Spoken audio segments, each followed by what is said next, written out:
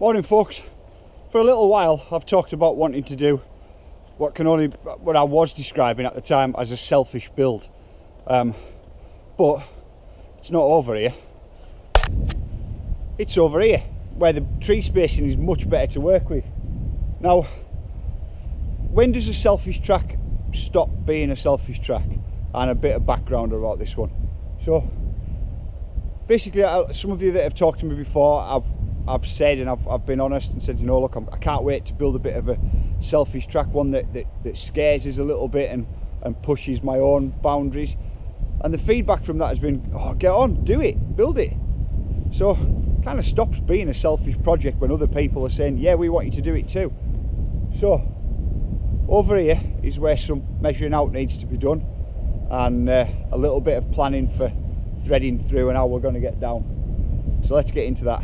Right, so I've got all this tape kicking around, so I thought I might use it to help me visualise with what's going on. So far the idea for the takeoff, it's at about 5 foot high from the ground. It's roughly right. That seems about where we can build that in and make some room and see what we can do about it. The difficult part is, I think I've moved the landing like 3 times already. It's probably got another few times to move yet. So, like I said, you can probably see from like a side view how the landing's going to come, the takeoff, sorry, is going to come out from a level position and stay level, which with the drop underneath it puts it at about 5 feet. And then I've used some tape again to get an idea of landing. Like I say, at the moment, not too sure about it. The whole thing about these kinds of sussing out is the best phrase to use for it. But where that takeoff is, sorry, at about 5 feet high, it drops down to here. I've marked into 2.5, so 5 to 2.5, half it out.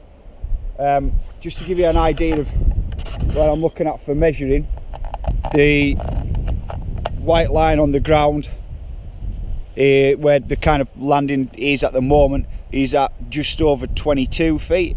That would put sweet spot of the landing in the middle here at 31 feet. And if you went a little bit daft and got way, well, I think it'd be going too much at this, way too much. That's at 40. So, like I say, I've moved this landing 3 times already, and I think I'm about to move it again. The perspective and comparison I want to make is, if you've ever found yourself shooting the gap, like, you know, when you get some real speed up and get a good old kick and fly over it and putting yourself down in somewhere like here, then you've already been shooting 22 feet to there, the same distance. However, when you did it from here, you were only actually shooting from a 2 foot takeoff. The one over there is going to be sitting at around the 5 foot mark. I'm now just starting to give myself a headache on jump 2 there. I've moved the landing multiple times and found out that I've actually, where I'm at now is the spot that I moved it to the 2nd time. So I'm just kind of running in circles. What might be the wise thing to do is to actually build the takeoff, the wooden part for the takeoff and the platform, and then look at see where the landing might go. So might have to do that one takeoff first. Anyway, I've moved to where feature 3 is going, and this one, it's going to take a bit more thinking about because it drops over a knuckle. So I don't know if you can see where I've painted 2 white lines on those trees, but that's roughly the height that I'm thinking of coming out of. And the reason for shooting these 2 trees as a goalpost is because when I get this bottom section cleared up of what used to be the PM baby track, there's absolutely bags of landing in this. It's on a good gradient. It's also down towards the bottom of what this new track, where this new track is going to be. I've got it under a working title of Electric Landlady at the moment. but I don't know if you can see where I've put that bit of tape across. In fact, well, there's so much landing, we're going to have to walk up so the GoPro will show it. But it's up here where there's a piece of tape across between two trees, and where my yellow measure is, which way up here. And obviously these two little trees will have to come out, but we'll kick you off out of roughly about that height up here.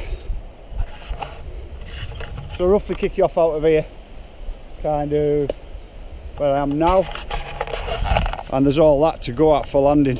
So I don't know if you can see up that line, but I've attached the my yellow tape up to the takeoff there, and I'd say that we're about at where the usable landing space is, and that puts us at 70 feet, but I don't know if I can really keep that still. 70 feet anyway of look down the line of usable landing space. That's plenty of room. So PM Baby is now officially closed. I was always going to build over that track. It was always going to be a temporary one. I left it up for a couple of weeks afterwards, just for anybody who wanted to have that kind of enduro vibe thing, and it now makes way for new things. Now, like I said, this track is originally started off as a selfish idea, then moved on to other people saying, yeah man, build it, but it doesn't fit in with the progression of the park. It's a jump in difficulty. The difficulty is ramped up, so it isn't the next logical step after the GAP track. It will be signed and it will be signposted, and I'll make sure that everybody knows that. And I will continue, you know, the vlogs, and this will be a winter build project. And you know, this is very early access, like the old school vlogs, to be honest. I try and give you an early look at everything that I build, and even the design and planning stages. So that's what today's been all about. I've now got a lot of thinking to do and a lot of deciding on how big we dare go, but onwards and upwards. Thanks very much for your time. I'm going to scratch my head over this now. See you in a bit.